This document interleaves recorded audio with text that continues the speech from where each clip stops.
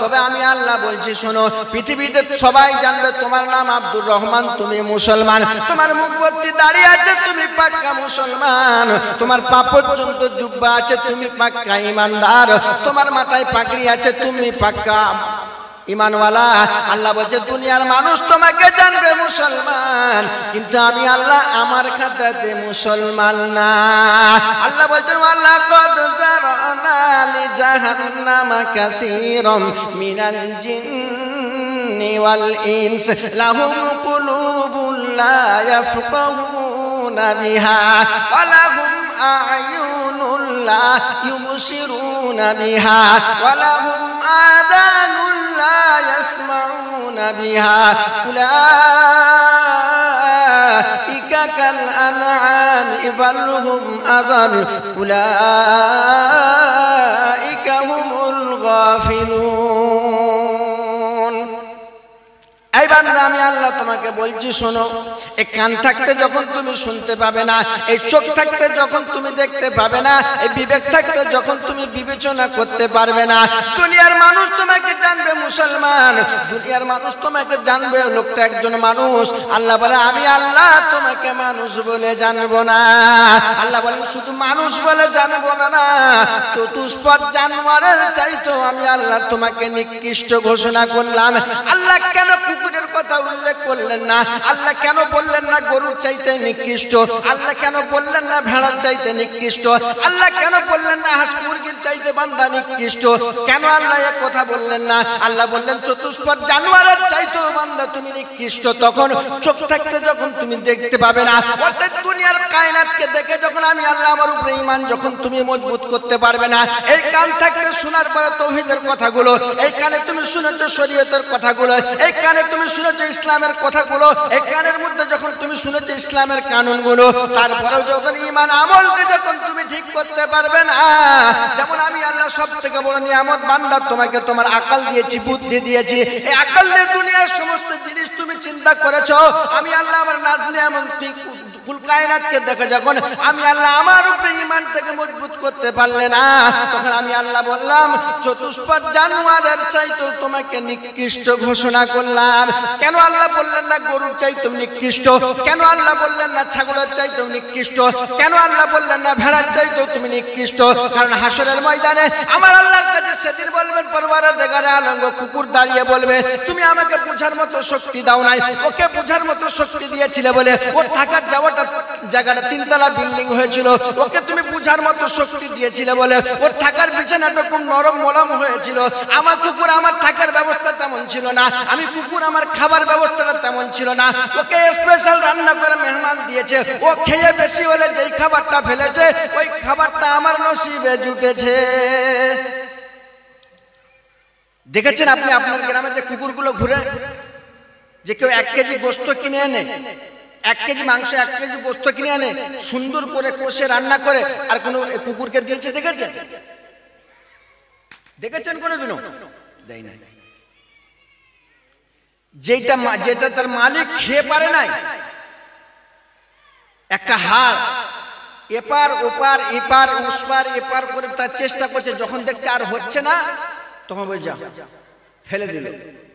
ওই হাড়টাকে ওই কুকুরটা খায়, খেয়ে যে জিনিসটা তার মালিক আর চলে না, খেতে পারে না, ওই জিনিসটাই কুকুরটা খেতে চাই। তারপরে বাড়ির ছেলেমেয়েরা তাকে কুকুরটাকে ঢিল মেরে তাড়ায় না। তারপরে ওই কুকুরটা সারা রাত্রি ওই মালিকের দরওয়াজার সামনে দাঁড়িয়ে দাঁড়িয়ে মালিককে হেফাজতের জন্য ডিউটি দেয়। তো সেদিন কুকুর বলবেন যে পরওয়ারদিগার আলম তুমি ওকে সর্বোচ্চ শ্রেষ্ঠত্ব দান করেছিলে, আমাকে তো শ্রেষ্ঠত্ব দান করনি, তারপরে তুমি ওকে আকল দিয়েছিলে, বুঝার মতো শক্তি দিয়েছিলে, তারপরে এই বুদ্ধিটাকে কাজে লাগালো না, ওর সঙ্গে আমার সঙ্গে তুমি তুলনা করে দিলে। ওই জন্য আল্লাহ বলেছেন চতুষ্পদ জানোয়ারের চাইতেও তোমাকে নিকৃষ্ট ঘোষণা করলাম। পৃথিবীতে মানুষকে মানুষ করে আমার আল্লাহ পাঠিয়েছেন আর বলে দিয়েছেন বান্দা তোমাকে মানুষ করেছি বলে, তোমাকে মানুষ করে পাঠিয়েছি বলে আমি আল্লাহ তোমার শোয়ার ব্যবস্থাটা আলাদা করেছি, আমি আল্লাহ তোমাকে মানুষ করে পাঠিয়েছি বলে তোমার খাবার ব্যবস্থাটা আমি আল্লাহ আলাদা করেছি।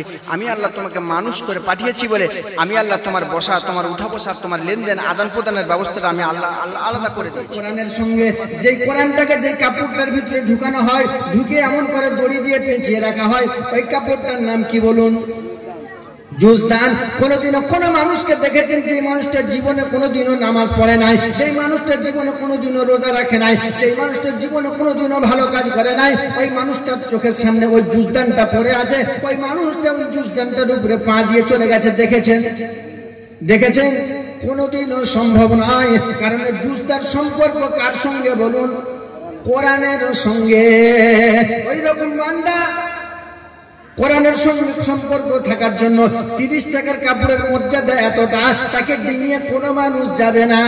আমি আপনি বসে আছি যে তক্তার উপরে, এই তক্তাটা যদি শাল গাছের তক্তা হয়, আর একটা ছোট্ট বড় রেহেল যার উপরে রেখে কোরআন পড়া হয়, ওইটা যদি আপনার কিনা খিরিস গাছের হয়, আপনি বলুন খিরিস কাঠের দাম বেশি না শাল কাঠের দাম বেশি? খিরিস কাঠের দাম বেশি না শাল কাঠের দাম বেশি? শাল কাঠের দাম বেশি। অথচ এইটা শাল কাঠ যদি পথের উপরে ব্রিজ করে দেয়, একটা খালের উপরে যদি একটা ব্রিজ করে দেয়, ওই শাল কাঠের উপর দিয়ে কত মানুষ মারিয়া যাবে না? যাবে না? চলে যাবে। ওই ব্রিজের উপরে এতটুকু যদি একটা রেহেল কাঠ পড়ে থাকে, কোন মানুষের উপরে পা দিয়ে হেঁটে যাবে? কোন মানুষ কোনোদিনও যাবে না। কারণ রেহেল কাঠের সম্পর্ক কার সঙ্গে? কোরআনের সঙ্গে সম্পর্ক। এই শাল কাঠ হতে পারে, এর যত বড় দামি হতে পারে, কিন্তু এর সম্পর্ক কার সঙ্গে? নদীর সঙ্গে সম্পর্ক। আর রেহেলটার সম্পর্ক কার সঙ্গে? কোরআনের সম্পর্ক। এতটুকু কাঠ যদি খিরিস খেত দুনিয়ার জমিনে দেখে কেউ দাম দেয় না, সে যদি কোরআনের সঙ্গে থাকার জন্য তার এতটা দাম হতে পারে, তাকে কেউ বেইজ্জতি করতে পারে না। আল্লাহ বলেন, বান্দা ওই রকম কোরআন তুমি অন্তরে নিয়ে যখন দুনিয়ার জমিনে থাকবে, তোমাকে আমি আল্লাহ কোনোদিনও বেইজ্জতি করব না। সুবহানাল্লাহ। সাহাবায়ে কেরাম রাদিয়াল্লাহু তাআলা আনহু আজমাইন দুনিয়ার জমিনে থাকা অবস্থায় জান্নাতের সার্টিফিকেট পেয়েছিলেন। আরবিতে তাদেরকে বলা হয় আশারায়ে মুবাশশারা। কেন তারা এত বড় দামি হয়েছিলেন? কেন তারা আল্লাহর এত পিয়ারা হয়েছিলেন? ও মুসলমান শুনলেন, আজ গোটা ভারতবর্ষ নয়, গোটা দুনিয়াব্যাপী বেঈমান কাফের বেঈমানদের একটা মিশন হলো মুসলমানদেরকে দুনিয়া থেকে মিটিয়ে দিতে হবে, মুসলমানদের নাম নিশানা দুনিয়া থেকে মিটিয়ে দিতে হবে, মুসলমানদের কোরআনকে দুনিয়া থেকে মিটিয়ে দিতে হবে। তাহলে আমরা এই গোটা দুনিয়া আমরা বেঈমানরা রাজত্ব করতে পারবো। বাবা দেখছেন না? দেখেন, গোটা দুনিয়া মিশন চালু করেছে যে মুসলমানদেরকে যে কোনো প্রকারের যে কোনো হালাতে দুনিয়া থেকে মিটিয়ে দিতে হবে। আজ গাজা, ফিলিস্তিন তারা বসবাস করছে বাবা, তাদের এক ঘট বিশুদ্ধ পানি নেই যে তারা খেয়ে ইফতারি করবে। এতটুকু ভালো কোনো খাবার নেই যে খাবারটা খেয়ে তারা সেহরি খাবে। মায়ের কোলে বাচ্চা ক্ষুধার কারণে তরতর লাফিয়ে লাফিয়ে থরথর করে বাচ্চা মারা যাচ্ছে, কোনো চিকিৎসা নেই তাদের। কারণ এটা হচ্ছে বেঈমানদের একটা মিশন, কিভাবে মুসলমানদেরকে দুনিয়া থেকে নাস্তে নাবুদ করে দেওয়া যায়। এই জন্য বেঈমানরা একটা বড় মিশন চালু করলো কি, যে মুসলমানদের মসজিদ রাখা যাবে না, মুসলমানদের মাদ্রাসাও রাখা যাবে না। সর্বপ্রথম মুসলমানদের মসজিদ মাদ্রাসা মক্তবগুলোকে গুড়িয়ে দিতে হবে। মুসলমানদের মসজিদ মাদ্রাসা মক্তব যদি গুড়িয়ে দেওয়া হয়, মুসলমানদের মাথা আমাদের পায়ে নত হয়ে যাবে। আর মুসলমানদের মাথা যখন আমাদের পায়ে নত হবে, তখন ওদের উপরে আমরা রাজত্ব ফোলাতে পারবো। সেই জন্য একটা বড় মিশন তারা চালু করেছে। বা শুধু ভারতবর্ষ নয়, গোটা দুনিয়া ব্যাপী তারা একটা মিশন চালু করেছে যে মুসলমানদের মসজিদগুলোকে শেষ করে দিতে হবে। তাই ভারতবর্ষের ঐতিহ্যবাহী একটা মসজিদ, 500 বছর পুরানো মসজিদ বাবরি মসজিদ ভেঙে তারা রাম মন্দির পরিণত করেছে। আপনার মালদা জেলাতে একটা মসজিদ আছে, সে মসজিদটা বহু পুরানো আদি মসজিদ। সেই মসজিদটাকেও কোর্টে তারা আবেদন করেছে যে মসজিদটার নিচেও মন্দির আছে। শুধু ওই মসজিদগুলো নয়, আমার আপনার ঘরের যে মসজিদ আছে, ওই মসজিদগুলোকেও আজ না হয় কাল না হয় পরশু একদিন দখল করবে না হে বাবা। কিন্তু পারবে কোনোদিন? দুনিয়া থেকে কোনোদিন কোরআনকে মেটানো সম্ভব? দুনিয়া থেকে কোনোদিন ইসলামকে মেটানো সম্ভব? দুনিয়া থেকে কোনোদিন মসজিদকে মেটানো সম্ভব নয়। কারণ এই মসজিদ হচ্ছে আল্লাহর ঘর, হেফাজত আল্লাহ করবে না করবে? হ্যাঁ আল্লাহ হেফাজত করবে। তো বেঈমানদের যে মিশন, যে মুসলমানদের মাথা আমাদের পায়ে মাথা নত করতে হবে। কি হবে তাহলে? যে মুসলমানদের মেন মুসলমানদের ঈমান যে জিনিসটা ধরে রাখে তার নাম হচ্ছে কোরআন। কোরআনকে দুনিয়া থেকে মিটিয়ে দিতে হবে, কারণ কোরআনে যে তালিমটা দেওয়া হয় মসজিদ, মাদ্রাসা, মক্তব, খানকাতেই দেওয়া হয়। তো বেঈমান ইংরেজেরা গোটা ভারতবর্ষে একটা মিশন চালু করলো যে কিভাবে মুসলমানদের কোরআনগুলোকে আমরা গুড়িয়ে নিতে পারবো। মুসলমানদের কোরআনগুলোকে নিয়ে আর আমরা যদি জ্বালিয়ে পুড়িয়ে ওইগুলোকে ছাড়খাড় করে দিতে পারি, তাহলে মুসলমানরা আর কোরআন পড়তে পাবে না, তাহলে ওদের ঈমানটা দুর্বল হয়ে যাবে, আমাদের পায়ে মাথা ওদের নত হয়ে যাবে, আর আমরা ওদেরকে যা বলবো তাই শুনবে, দুনিয়ার জমিন থেকে ওদেরকে মিটিয়ে দেবো। গোটা ভারতবর্ষে তারা কোরআনে কারিমগুলোকে গুলোতে আরম্ভ করলো। এমন সময় কোরআন কারিম নিয়ে যে সমুদ্রের ধারে দাউ দাউ করে লরি লরি কোরআনকে তারা জ্বালিয়ে দিল। এমন সময় কোরআন খুঁজতে খুঁজতে খুঁজতে খুঁজতে মাদ্রাসা দারুল উলুম দেওবন্দ মাদ্রাসায় গিয়ে হাজির হয়ে গেছে। হযরত মাওলানা কাসেম লানাদবী রহমাতুল্লাহ আলাইহি আছেন, যে আওয়াজ দিচ্ছেন এই মাদ্রাসার হেড মুলবি কে গো? বলছে কি আমি। কি বাবা? বলছে আল্লাহর বান্দা, আপনাদের যে কোরআনগুলো আছে কোরআনগুলো আমাদেরকে দিয়ে দেন। বলছে দিলে? বলছে আমরা নতুন করে বান্ডিং করে নতুন করে বেঁধে আমরা আবার আপনাদেরকে দিয়ে যাব। বলছে তাই নাকি? কাসেম লানাদবী রহমাতুল্লাহ আলাইহি কোন বড় আল্লাহর ওলি নয়? উনি তখন বুঝতে পেরেছেন, এই বেঈমান, এই কাগজের কোরআন নিয়ে কি করবি তোরা? তো বেঈমান অবাক হয়ে বলছে তার মানে যা, আমার মাদ্রাসায় যত কোরআন আছে সমস্ত কোরআন তোকে দিয়ে দিলাম, তুই গাড়ি লোড করে সব নিয়ে চলে যাবে। বেঈমানের চোখ তখন কপালে উঠে গেছে। আল্লাহ, ভারতবর্ষের কোনায় কোনায় আমরা ঘুরছি, মানুষ কোরআন দিতে চায় না, কে বাক্সের ভিতরে লুকিয়ে রাখছে, কে আলমারির ভিতরে লুকিয়ে রাখছে, কে মাটির নিচে লুকিয়ে রাখছে, কে পুকুরের মধ্যে ডুবিয়ে রাখছে। আর এই মাদ্রাসার হেড মুলবি বলছে এই বেঈমান, কোরআন সমস্ত কোরআন তুই নিজে খুঁজে খুঁজে সব নিয়ে চলে যা। তার মানে মুলবি, তার মানে কি হলো? যে বেঈমান শোন, এই কাগজের কোরআন দুনিয়া থেকে শেষ করে কি করবি? যে তার মানে বলছে আমার এই মাদ্রাসা যে কোরআনের জ্যান্ত মেশিন আছে, জোরে বলুন সুবহানাল্লাহ, জোরে বলুন নারায়ে তাকবীর। তো বেঈমান বলছে মুলবি জ্যান্ত মেশিন আবার কি? বলছে বেঈমান শোন, কোরআনের মেশিন দেখবি? বলছে হ্যাঁ। কাসেম লানাদবী রহমাতুল্লাহ আলাইহি দেখে সেদিন বলেছেন, আব্দুর রহমান কোথায় রে বেটা? ছোট্ট একটা নাবালক বাচ্চা, 10 বছর 11 বছরের বাচ্চা, এসে যখন ইংরেজ বেঈমানের সামনে যখন হাজির হয়ে গেল, বলল বাপ, যদি আল্লাহর কোরআনকে তুমি দুনিয়াতে কায়েম রাখতে চাও, যদি আল্লাহর দ্বীনকে দুনিয়াতে কায়েম রাখতে চাও, তাহলে তুমি 1 থেকে নিয়ে 10 পারা পর্যন্ত গুট গুট করে বেঈমানকে শুনিয়ে দাও। ছোট বাচ্চা, নাবালক বাচ্চা গুট গুট গুট গুট করে পড়তে পড়তে যখন 1 থেকে নিয়ে 10 পারা পর্যন্ত যখন শুনিয়ে দিল, দ্বিতীয় নম্বরে বললেন, ও বাবা আব্দুল জব্বার তুমি এখানে এসো। নাবালক বাচ্চা ইংরেজের সামনে যখন এসে হাজির হয়েছে, ইংরেজ বলবেন, ও মুলবি বাচ্চা আবার কি করবে? বলে বেঈমান রে, ওই তো 1 ভাগ শুনিয়েছে 3 ভাগের, এর মধ্যখানের ভাগটা শুনিয়ে দিবে। আর বালটা বললো, বাচ্চা রে তুমি 11 থেকে নিয়ে 20 পর্যন্ত শুনিয়ে দাও। বাচ্চা তখন বিসমিল্লাহির রহমানির রহিম বলে যখন শুরু করেছে, আতাদিরুনা ইলাইকুম ইযা রাজাতুম ইলাইহিম কুল্লা তাতাদিরু লান নুমিনা লাকুম قد نبأنا الله من أخباركم وسيرى الله عملكم ورسوله والمؤمنون وستردون إلى عالم الغيب والشهادة فينبئكم بما كنتم تعملون। এমন করে বাচ্চা যখন সুন্দর করে যখন কোরআনে কারীম যখন তেলাওয়াত করতে শুরু করেছে, বেঈমান ইংরেজ টপ টপ করে তার দিকে তাকিয়ে রয়েছে। বান্দা ছোট্ট নাবালক বাচ্চা যখন 11 থেকে নিয়ে 20 পর্যন্ত শুনিয়ে দিল, বলল, ও আব্দুর রাজ্জাক, আই বাবা চাই দুনিয়াতে যদি আল্লাহর কোরআনকে দুনিয়াতে মাহফুজ রাখতে চাও, আল্লাহর দ্বীনকে যদি দুনিয়াতে মাহফুজ রাখতে চাও, তো বাবারে তুমি 20 থেকে নিয়ে 30 পর্যন্ত ইংরেজকে শুনিয়ে দাও।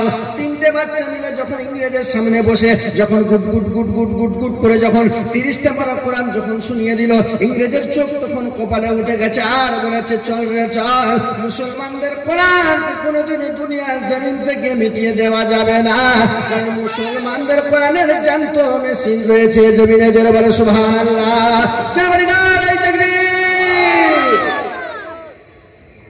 মুসলমানদের কোরআনকে দুনিয়া থেকে কোনোদিনও মিটানো সম্ভব নয়। ইংরেজ তখন বলছে কি হবে? তাহলে আমাদের এতদিনের মিশন, এতদিনের মেহনত সব বেকার হয়ে যাবে। বলছে বেকার তো হয়ে গেল রে, কারণ মুসলমানদের কোরআন জাহান্নাম কোনোদিনও মেটানো সম্ভব নয়। কারণ আমার আল্লাহ কোরআনের দায়িত্ব নিজেই নিয়ে বলেছেন, ইন্না নাহনু নাযালনা যিকরা ওয়া ইন্না লাহু লাহাফিজুন। কোরআন নাযিল করেছি আমি, এই কোরআনের ধারক বাহক আমি। এই কোরআন যদি কোনো মুসলমান হেফাজত না করে, তা আমি আল্লাহ নিজেই কোরআনের হেফাজত করব। যারা বলো সুবহানাল্লাহ। আসমান থেকে নাজিল হয়েছে তাওরাত, আসমান থেকে নাজিল হয়েছে জবুর, আসমান থেকে অবতীর্ণ হয়েছে ইনজিল, আসমান থেকে অবতীর্ণ হয়েছে কোরআন। তাওরাত, জবুর, ইনজিল শেষ ফিনিশিং কোরআন। এই তিনটে কিতাব মশহুর কিতাব, এদের গ্যারান্টি আমার আল্লাহ নেয়নি। আল্লাহ তাআলা যে কোরআনের গ্যারান্টি নিয়েছেন তার নাম কি? জোরে বলুন, জোরে বলুন, কোরআন। আল্লাহ বলেছেন, ইন্না নাহনু নাযালনা যিকরা ওয়া ইন্না লাহু লাহাফিজুন। পৃথিবীতে যত লেখক তার কিতাব লিখেছে, পৃথিবীতে যত লেখক তার গ্রন্থকার বই লিখেছে, পৃথিবীতে যত মানুষ তার বই লিখেছে, প্রত্যেকটা বইয়ের শেষ পৃষ্ঠায় অথবা প্রথম পৃষ্ঠাতে লিখে রেখেছে, ভুল হলে ক্ষমা করবেন। লিখেছে না লিখেনি? প্রত্যেকটা লেখক কিন্তু লিখেছে, ভুল হলে ক্ষমা করবেন। অথবা আপনি আমাকে ধরিয়ে দিবেন, এই নাম্বারে যোগাযোগ করবেন, পরবর্তীতে ভুল আর কোনোদিনও হবে না। ও শোনাচ্ছেন বন্ধু আমার, বাবাজিরা, আপনি বলুন বইয়ের প্রথম পৃষ্ঠায় অথবা শেষ পৃষ্ঠায় লেখকের এইরকম আকুতি থাকে না? থাকে না? থাকে। কিন্তু মহাগ্রন্থ আল কোরআনকে আল্লাহ দুনিয়াতে অবতীর্ণ করবেন। ও মুসলমান শুনে নেন, কোরআনে কারিম দুনিয়াতে অবতীর্ণ হওয়ার কাহিনীটা একটু বলি রে শোনা আমার। কোরআন যখন দুনিয়াতে অবতীর্ণ করবেন, প্রথম পৃষ্ঠাতে আমার আল্লাহ বলেন, যালিকাল কিতাবু লা রাইবা ফীহি।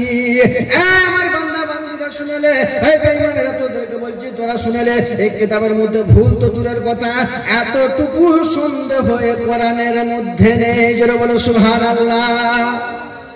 এই কোরআনকে আমার আল্লাহ যখন অবতীর্ণ করবে, এই কোরআনকে আমার আল্লাহ যখন দুনিয়াতে অবতীর্ণ করবে, আসমানকে বললো, ওরে আসমান, তোমার উপরে আমি আমার কালামকে অবতীর্ণ করতে চাই। আসমান সেদিন বলেছিল, পরবর্তীকালে আলো, তোমার মহাগ্রন্থ আল কোরআনকে যদি তুমি আমার উপর অবতীর্ণ করো, আমি আসমান কাঁচের মতো ঝরঝর ঝরঝর করে ঝরে পড়ে যাব। তুমি সপ্তম আসমান আর সপ্তম জমিনকে তুমি আমার উপরে চাপিয়ে দাও, আমি এদের ভার সহ্য করে নেব। কিন্তু তোমার মহাগ্রন্থ আল কোরআনের ভার আমি সহ্য করতে পারবো না। আল্লাহ জমিনকে বললেন, জমিন রে, তোমার উপরে আমার মহাগ্রন্থ আল কোরআন অবতীর্ণ করবো। জমিন বলে, রব্বানা, সমস্ত আসমান সমস্ত জমিনকে তুমি আমার উপরে চাপিয়ে দাও, সহ্য করে নেব, কিন্তু তোমার কোরআনের ভার আমি সহ্য করতে পারবো না। আল্লাহ পাহাড়কে বললেন, পাহাড়ে, তোমার উপরে আমার মহাগ্রন্থ আল কোরআনকে অবতীর্ণ করতে চাই। পাহাড় যখন বলেছিল, রব্বানা, সপ্তম আসমান আর সপ্তম জমিনকে তুমি আমার বুকের উপরে চাপিয়ে দাও, আমি পাহাড় সহ্য করে নেব, কিন্তু তোমার মহাগ্রন্থ আল কোরআনের ভার আমি পাহাড় সহ্য করতে পারবো না। কারণ তোমার মহাগ্রন্থ আল কোরআনকে যদি আমি পাহাড় আমার তুমি অবতীর্ণ করো, আমি পাহাড় চুরমার হয়ে যাব। আল্লাহ বললেন, ওয়ানসালনা হাযাল কুরআন আলা জাবালিন লা রাআইতাহু খাশিআম মুতাসাদ্দিআম মিন খাশিয়াতিল্লাহ। এই পাগল শুনেলে, আমার আল্লাহ এমন কোরআনকে পাহাড় বলে অবতীর্ণ করবে বলেছিল। পাহাড় যার ভার নাইনি, পর্বত যার ভার নাইনি, যার ভার আসমান নাইনি, যার ভার জমিন নাইনি, এমন কোরআনকে আমার আল্লাহ তার নবীর উপরে অবতীর্ণ করেছে।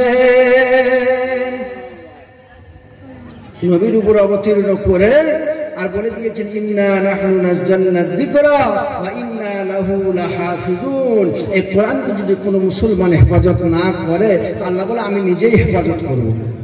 কিভাবে হেফাজত করবে আল্লাহ? বান্দার অন্তরের মধ্যে ঢুকিয়ে দিয়ে আল্লাহ 30টা পারা কোরআনকে হেফাজত করবে। এই রমজানের কয়েকদিন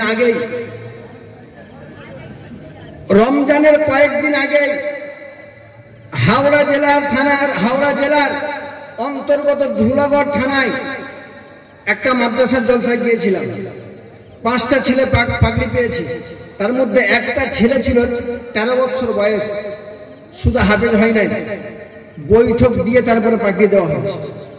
13 বছর ছেলের সিনার মধ্যে আমার আল্লাহ 30টা পারা কোরআনে কারিমকে জায়গা করে দিয়েছেন। জোরে বলুন না সুবহানাল্লাহ। পৃথিবীতে এমন কোন মাস্টার আপনি দেখাতে পারবেন না, পৃথিবীতে এমন কোন ডাক্তার আপনি দেখাতে পারবেন না যে সর্বপ্রথম পৃথিবীতে জমিনে বাচ্চার মুখ থেকে যে বইটা মা বাপ অথবা মাস্টার ম্যাডাম দিদিমণি পড়ায়, সে বইটার নাম কি বলুন? বর্ণ পরিচয়। আপনি বলেন, পৃথিবীতে অনেক বড় বড় ইঞ্জিনিয়ার আছে, পৃথিবীতে অনেক বড় বড় মাস্টার আছে, পৃথিবীতে অনেক বড় বড় ডাক্তার আছে, পৃথিবীতে অনেক বড় বড় ইঞ্জিনিয়ার আছে, পৃথিবীতে অনেক শিক্ষিত মানুষ আছে। কোন মানুষকে, একটা মানুষ আপনি বার করুন যে বর্ণ পরিচয় বইটা মুখস্থ শুনিয়ে দেবেন? পারবে? সম্ভব নয়। কারণ এই যে কিতাবগুলো এগুলো হচ্ছে মানুষের বানানো, মানুষের লেখা কিতাব। আর আমাকে আপনাকে যে কোরআন যে গাইড বুক দিয়ে গেছেন এটা হচ্ছে আমার আল্লাহর কিতাব। এটা আমার আল্লাহর কিতাব। আল্লাহ নিজে ওর গ্যারান্টি দিয়ে বলেছেন ইন্না নাহনু নাযালনা যিকরা ওয়া ইন্না লাহু লাহাফিজুন। কোন মুসলমান যদি একে হেফাজত না করে তো আমি আল্লাহ নিজেই হেফাজত করবো। জোরে বলুন না সুবহানাল্লাহ। সেই জন্য আল্লাহ তার মহাগ্রন্থ আল কোরআনকে ছোট্ট ছোট্ট মাসুম বাচ্চার সিনার মধ্যে জায়গা করে দিচ্ছেন। মাসুম বাচ্চাগুলো সেদিন হযরত মাওলানা কাসিম নানভী রাহমাতুল্লাহ আলাইহি বলেছিলেন, বেঈমান যত কোরআন আছে তুমি সমস্ত কোরআনগুলোকে নিয়ে গিয়ে নদীর তীরে তুমি জ্বালিয়ে পুড়ে ছাড়খাড় করে দাও। এই কাগজ আমার লাগবে না। যদি আমি এইরকম আমার মাদ্রাসা যদি বেঁচে থাকে, এইরকম মাদ্রাসা থেকে তুমি যত খুশি কোরআন নিয়ে গিয়ে নদীর তীরে পুড়িয়ে দাও, আমরা তোমাকে আপত্তি করবো না, তোমাকে আমরা বাধা দেবো না। ওই রকম তুমি পুরো তো দেরি হবে, আমাদের এইরকম কোরআন লিখতে দেরি হবে না। জোরে বলুন না সুবহানাল্লাহ। এইরকম কোরআন আল্লাহ হেফাজত করবেন। ছোট্ট ছোট্ট মাসুম বাচ্চার অন্তরের মধ্যে এইরকম কোরআনকে দিয়েছেন। সাহাবায়ে কেরাম রাদিয়াল্লাহু তাআলা আজমাইনকে আল্লাহর নবী সাল্লাল্লাহু আলাইহি ওয়াসাল্লাম যখন কোরআন শুনিয়েছেন ওই মতো তারা আমল করেছেন। আর তাদের ঈমান এত মজবুত হয়েছে আল্লাহর নবী ডাকার সঙ্গে সঙ্গে যুদ্ধের ময়দানে তাদের জীবন দেওয়াটা তাদের জন্য সহজ হয়েছে, আসান হয়েছে। আমরা যে কলমা পড়েছি, কলমা লা ইলাহা ইল্লাল্লাহ, অপর প্রান্তের নাম হলো মুহাম্মাদুর রাসূলুল্লাহ। এই কলমা থেকে এটাই বোঝাতে চাই নেই কোনো মাবুদ আল্লাহ ছাড়া। যা হয় আল্লাহর তরফ থেকে হয়, যা আসে আল্লাহর তরফ থেকে আসে। কোনো মাখলুকের দ্বারাতে কোনো কিছু হয় না। এবার হ্যাঁ না, এটা শুধু আমি আপনি মুখে বলেছি, এটা শুধু আমি আপনি মুখে বলেছি। আর সাহাবায়ে কেরামরা মুখে দিলে মুখে যেমন বলেছেন অন্তরে তেমন বসিয়েছেন। এই জন্য তাদের নামের উপরে রাদিয়াল্লাহু আনহুম ওয়া রাদু আন এরকম ইসলাম এরকম লকব আমার আল্লাহ বসিয়ে দিয়েছেন।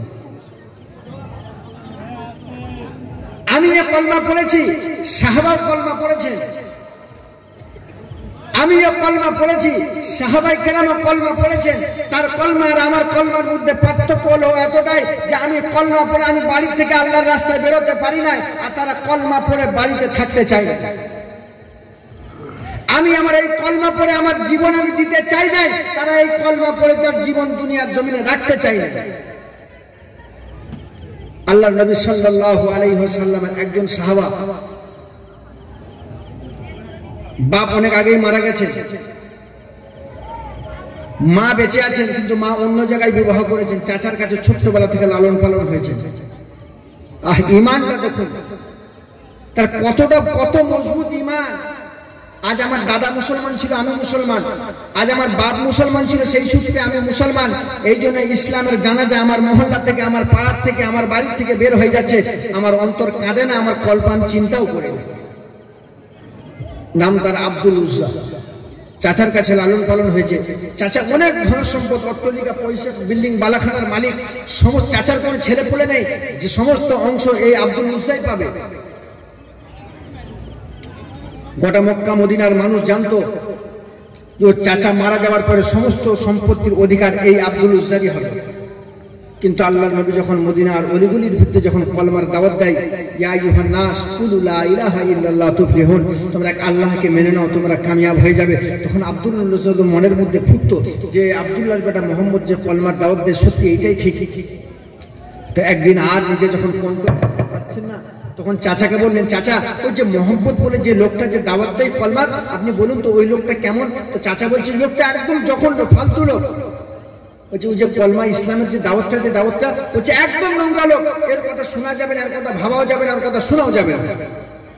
বলছে তাই? বলছে চাচা আমি তো মনে মনে ভাবছি যে ওর হাতে হাত দিয়ে ইসলাম কবুল করবো, আপনি কি বলছেন? বলছে না আমার দ্বারা তো সম্ভব না, তুমি যেতে পারো। বলছে তাহলে আমি চললাম। আব্দুল উজ্জা চাচাকে বললেন, চাচা আপনি মারা যাবার পরে আপনার যত ধন সম্পদ, অট্টালিকা, বিল্ডিং, বালাখানা আছে, গোটা মদিনার মানুষ জানে সমস্ত মা সম্পত্তির মালিক আমি। আপনি আমাকে যা দিয়েছেন, যা দিবেন, মদিনার কোন মানুষের এমন সম্পত্তি নেই। আমি আব্দুল উজ্জা আমার টাকার অভাব নেই, আমি আব্দুল উজ্জা আমার পয়সার অভাব নেই, আমি আব্দুল উজ্জা আমার বাড়ির অভাব নেই, আমি আব্দুল উজ্জা আমার সোনা গয়নার অভাব নেই। তারপরেও চাচা এই মুহাম্মাদের কলমা যখন আপনার অন্তরে জায়গা করতে পারে না, তাই আপনাকে ছেড়ে আমি ওই মুহাম্মাদের কলমার দিকে দৌড় দিলাম। পিছন থেকে চাচা ডেকে বলো, আব্দুল উজ্জা রে দাঁড়াও দাঁড়াও দাঁড়াও বাবা, শুধু চলে গেলে হবে না, আমি চাচা হিসাবে তোমাকে ভাইপো হিসাবে তোমাকে যে ধন সম্পদ অট্টালিকা বিল্ডিং বালাখানা যে দিয়েছিলাম সমস্ত জিনিস আমাকে ফিরিয়ে দিতে হবে। আব্দুল উজ্জা বলে চাচা আপনি আমাকে যা দিয়েছিলেন সমস্ত ধন সম্পদ আমি আপনাকে ফিরিয়ে দিলাম। আব্দুল উজ্জা বলে চাচা আমি আসছি। আবার যখন সামনের দিকে যখন দৌড়াতে আরম্ভ করেছে এমন সময় চাচা পিছন দিক থেকে ডেকে বলে আব্দুল উজ্জা রে শোন শোন শোন শোন বাবা। আব্দুল উজ্জা একটু দাঁড়িয়ে যা। বলে চাচা আবার আপনার কি হলো গো চাচা? বলে আব্দুল উজ্জার ধন সম্পদ অট্টালিকা বিল্ডিং বালাখানা যা তোমাকে দিয়েছিলাম সেগুলো তুমি আমাকে রিটার্ন করলে রে আব্দুল উজ্জা, কিন্তু তোমার পরনের মধ্যে যে পোশাকখানা রয়েছে রে আব্দুল উজ্জা বলে ওই পোশাকখানা কার টাকায়? বলে চাচা গো ওই পোশাকগুলো আপনার টাকায়। বলে আব্দুল উজ্জা তুমি মোহাম্মদের কলমা পড়তে পারো তোমাকে আমি বাধা দেব না, কিন্তু তোমার আমার টাকায় ওই পরনের যে পোশাকগুলো ওই পোশাকগুলো তুমি আমাকে খুলে দিয়ে যাও। ও মুসলমান শুনে নেন ইমান কত দামি ইমান রে বাবা, তাদের ইমান কত মজবুত ইমান রে বাবা। আব্দুল উজ্জা সঙ্গে সঙ্গে নিজের দেহের পোশাকগুলো খুলে দিলেন, উলঙ্গ হয়ে গেলেন, নিজের লজ্জাস্থানটাকে এমন করে হাত দিয়ে ঢাকা দিয়ে মা যেই বাড়িটাই বিবাহ করেছে সেই বাড়ির দিকে ছুটে ছুটে গেছে। কনকনা শীতের সময় আব্দুল উজ্জা নওজোয়ান যুবক 22-23 বছরের নওজোয়ান যুবক থর করে কাঁপছে। এমন সময় ভোরের সময় হয়ে গেছে। মায়ের দরওয়াজার সামনে গিয়ে আওয়াজ দিয়ে বলে মা মা মা বলে যখন ডেকেছে মা তো আব্দুল উজ্জার গলার আওয়াজখানা বুঝতে পেরেছে। মা ছুটে এসে বলেছে আব্দুল উজ্জা রে কি হয়েছে বাবা তোমার? আমি তো অন্য জায়গায় বিবাহ করেছি বাবা কি খবর? বলে মা গো আমি তোমার কাছে এমন কিছু ধন সম্পদ অট্টালিকা বিল্ডিং বালাখানা ভাগ চাইতে আসিনি মা। মা সেদিন বলেছিল আব্দুল উজ্জা তুমি কিসের জন্য এমন কোন শীতের সময় এসেছে বলো?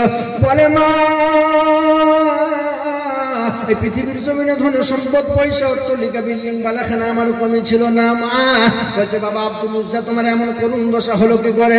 সমস্ত ঘটনা যখন মাকে যখন খুলে বললেন, মাকে তখন বলার পর মা বলছে আব্দুল উজ্জা রে আমি মা এমন জায়গাতে বিবাহ করেছি রে বাবা তোমাকে দেওয়ার মতো আমি মা আমার কাছে তেমন কিচ্ছু নেই। বলে মা আমি তোমার কাছে টাকা চাই না, পয়সা চাই না, অট্টালিকা বিল্ডিং বালাখানা চাই না। বলে আব্দুল উজ্জা তুমি আমার কাছে কি চাও বলো? বলে মা গো তুমি এমন একখানে এমন কাপড় তুমি আমাকে দাও একটা যেন আমার নিজের লজ্জাস্থান থেকে ঢাকা দিয়ে একখানে গায়ে ফেলে নবীজির দরবারের দিকে যেতে পারে। মা সঙ্গে সঙ্গে একটা কম্বলখানা বার করে আব্দুল উজ্জার হাতে দিয়ে দিলেন। আব্দুল উজ্জা সঙ্গে সঙ্গে কম্বলখানাটাকে দু টুকরো করেছেন, একখানা নিজের লজ্জাস্থানটাকে ঢেকেছেন আর একখানা গায়ের মধ্যে দিয়ে মসজিদে নববীর দরওয়াজার সামনের দিকে ছুটতে আরম্ভ করেছেন। নবীজির মসজিদে নববীর দরওয়াজার সামনে যেতে যেতে সকাল হয়ে গেছে, কুয়াশা মেঘাচ্ছন্ন আকাশ। এমন সময় আল্লাহর নবী ফজরের নামাজ পড়ার পরে সাহাবাদেরকে নিয়ে মসজিদে নববীর ভিতরে তালিম দিচ্ছে রে সোনা আমার। আব্দুল উজ্জা মদিনার মসজিদে নববীর দরওয়াজার সামনে গিয়ে কাঁপতে আরম্ভ করে থর করে কাঁপছেন। আল্লাহর নবী মিম্বার থেকে সোজা সোজা চোখ চলে গেছেন, দেখছেন যে একটা নওজোয়ান যুবক কালো একটা কম্বল গায়ে দিয়ে মসজিদে নববীর দরওয়াজার সামনে টুকরে টুকরে কাঁপছে, থর করে কাঁপছে। আল্লাহর নবী হযরত আবু বকরকে বলেন আবু বকর দেখো না আবু বকর দেখো না ওই দরওয়াজার সামনে কে একজন নওজোয়ান যুবক থর করে কাঁপে। হযরত আবু বকর সিদ্দিক রাদিয়াল্লাহু তাআলা টুক টুক টুক টুক টুক টুক করে এসে দেখে একজন নওজোয়ান যুবক এমন খালি গায়ে এসে এমন করে থর করে কাঁপছে। আল্লাহর নবী বলেন আবু বকর ওই আল্লাহর বান্দাটাকে ডাকো। ডাকার পরে বলা হলো বাবু তোমার বাড়ি কোথায় বলো? তখন বলছে ইয়া রাসূলুল্লাহ ইয়া হাবিবাল্লাহ হুজুর গো। আল্লাহর নবী বলেন বাবু তোমার এই হাল কেন? তখন বলল ইয়া রাসূলুল্লাহ ইয়া হাবিবাল্লাহ হুজুর গো মক্কা মদিনার জমিনে আমার থেকে বড় এত সুখী কেউ ছিল না। বলছে বাবা তাহলে তোমার এমন অবস্থা হলো কেন বলো? বলছে ইয়া রাসূলুল্লাহ ইয়া হাবিবাল্লাহ আমার চাচার কাছে আমি ছোট্টবেলা থেকে লালন পালন হয়েছিলাম গো নবী। আমার চাচাকে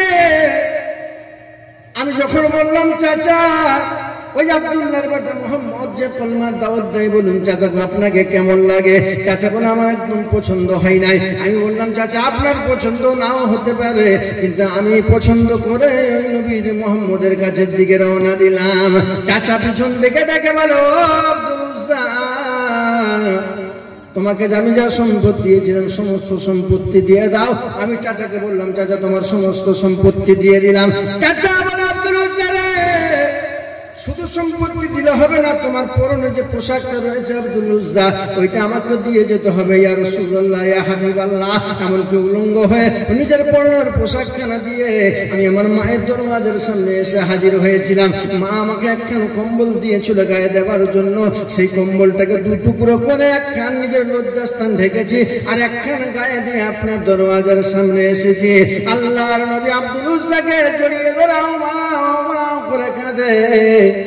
অন্যান্য সাহাবারাদেরকে বললেন, ওগো আমার সাহাবারা, আমাদের ভাই আব্দুল উজ্জাকে ওই সাহাবে কাফের ভিতরে নিয়ে যাও, তোমাদের ভাই আব্দুল উজ্জাকে ওই সাহাবে কাফের ভিতরে নিয়ে যাও, একে সুন্দর করে গোসল করিয়ে দাও, একে সুন্দর করে একটা পোশাক দাও, আর আব্দুল উজ্জাকে সুন্দর করে তোমরা কোরআনে কারীম শিখিয়ে দাও। ওর নাম ছিল আব্দুল্লাহ যুলওয়াজাদাইন। আল্লাহর নবী নাম দিলেন আব্দুল্লাহ, কলমা পড়ে মুসলমান হয়ে গেল। আব্দুল্লাহর ঈমান এত মজবুত ছিল, এত শক্ত ছিল, এত মজবুত ছিল।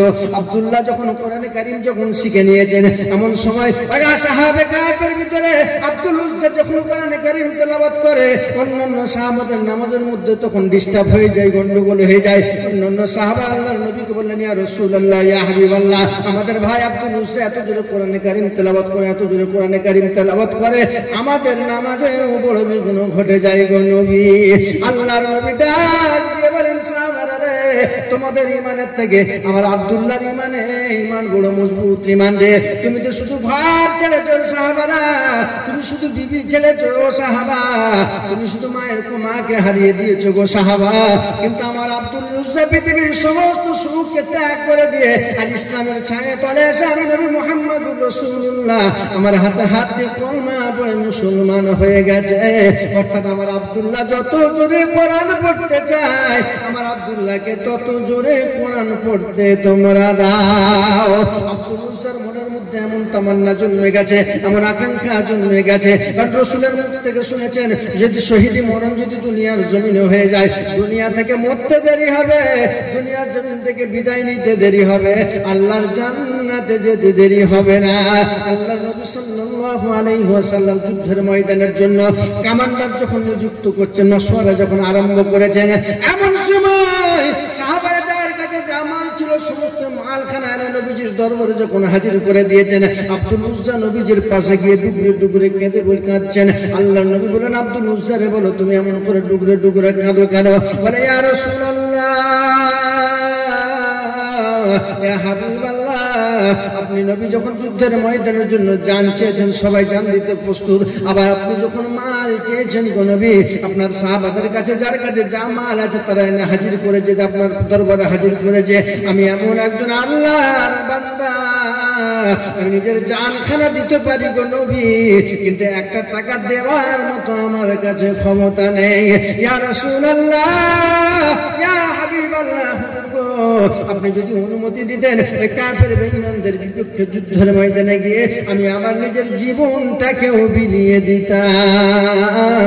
আল্লাহর নবী বলেন, আব্দুল উজ্জা, তোমাকে যুদ্ধের ময়দানে যেতে হবে না, তোমাকে যুদ্ধের ময়দানে যেতে হবে না, তুমি বাড়ির মধ্যেই থাকো। এমন সময় যুদ্ধের ময়দানে খবর পাওয়া গেল আব্দুল উজ্জা ঘরের মধ্যে আসহাবে কাফের মধ্যে জ্বরে আক্রান্ত হয়ে শহীদ হয়ে গেছেন। ও মুসলমান দরদি, তাদের ঈমান কত মজবুত ছিল, তাদের ঈমান কত দামি ছিল রে বাবা।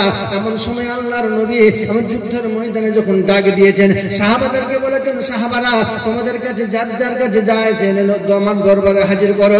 সমস্ত সাহাবারা মাল এনে নবীজির দরবারে হাজির করেছেন। একজন মহিলা যুদ্ধের ওই প্রান্ত থেকে মদিনার অলিগলির ভিতর থেকে ছুটে ছুটে নবীজির দরবারের দিকে যখন ছুটে ছুটে আসছেন, আল্লাহর নবী দরবারের সামনে এসে 2 বছরের ফুটফুট সন্তানকে নিয়ে আল্লাহর নবীর কোলে যখন 2 বছরের কলিজার টুকরো সন্তানকে দিয়ে দিয়েছেন, আল্লাহর নবী বলেন, পাগলি, যুদ্ধের ময়দানের জন্য ঢাল দরকার রে পাগলি, যুদ্ধের ময়দানের জন্য তীর ধনুক দরকার রে পাগলি, যুদ্ধের ময়দানের জন্য অর্থ দরকার, যুদ্ধের ময়দানের জন্য যদি বীর দরকার রে পাগলি, কিন্তু তোমার এই 2 বছরের কলিজার টুকরাকে নিয়ে আমি কি করব বলো? আল্লাহর ওই বান্দি বলে, ইয়া রাসূলুল্লাহ ইয়া হাবিবাল্লাহ, হুজুর গো, আপনার ওমরের মাল ছিল, আপনার ওমর মাল দিয়েছেন, আমার আপনার আবু বকরের মাল ছিল, আপনার আবু বকর মাল দিয়েছেন, আপনার আলীর মাল ছিল, আপনার আলী মাল দিয়েছে, আপনার সমস্ত সাহাবাদের কাছে ধন সম্পদ আছে, তারা দিয়েছে গো নবী। আমি আল্লাহর এমন একজন বান্দি, আমার দেওয়ার মতো কিছু নেই। আমার এই 2 বছরের কলিজার টুকরা সন্তানটা আমার কোলে রয়েছে গো নবী, আমি এইটা ইসলামের জন্য আপনার কোলে তুলে দিলাম। আল্লাহর নবী ডাক দিয়ে বলেন, পাগলি রে, এই 2 বছরের কলিজার সন্তানকে কে দেখবে আর কেই বা যুদ্ধ করবে, বা যুদ্ধের ময়দানে কোন কাজে লাগবে বল রে পাগলি। সেদিন আল্লাহর বান্দি বলেছিল, ইয়া রাসূলুল্লাহ, ইয়া হাবিবাল্লাহ, হুজুর গো, যখন কাফের বেঈমানেরা যখন আপনাকে তীর নিক্ষেপ করবে গো নবী, কাফের বেঈমানেরা যখন আপনাকে বললাম কেন নিক্ষেপ করবে গো নবী, তখন আমার এই 2 বছরের কলিজার টুকরো সন্তানটাকে আপনি এমন ভাবে তার সিনাটাকে সামনের দিকে ঢাল স্বরূপ ব্যবহার করবেন গো নবী, কাফের বেঈমানেরা তীর বললাম কেন নিক্ষেপ করবে, আর আমার বাচ্চার সিনায় লেগে পিছন দিক থেকে কলিজা কিডনি গুলো বেরিয়ে যাবে গো নবী। হাসরে বাচ্চা মা মা বলে ডেকে যুদ্ধের ময়দানে পুঁটি মাছের মতো নিজের জীবনখানা দিয়ে দেবে গো নবী। হাসরের ময়দানে, কিয়ামতের ময়দানেতে আমার আল্লাহ যেদিন আমাকে বলবে, ও পাগলি রে, বল পাগলি বল, আমার আবু বকর ইসলামের জন্য দিয়ে জান্নাত কামাই করেছিল, আমার ওমর ইসলামের জন্য নিজের উপার্জিত সম্পদ দিয়ে জান্নাত কামাই করেছিল, বল পাগলি যুদ্ধের ময়দানের জন্য তুমি কি দিয়ে এসেছে বলো। সেদিন বলবো, রব্বানা, আমার কাছে তেমন অর্থ ছিল না, আমার কাছে তেমন সম্পদ ছিল না, কিন্তু আমার ওই 2 বছরের কলিজার টুকরো সন্তানটাকে আমার নবীর জান হেফাজতের জন্য, ইসলামকে হেফাজতের জন্য, কোরআনকে হেফাজতের জন্য আমার 2 বছরের কলিজার টুকরা সন্তানটাকে যুদ্ধের ময়দানে শহীদ করেছিলাম। অর্থাৎ আমি শহীদের মা, আল্লাহ তুমি আমাকে জান্নাত দাও।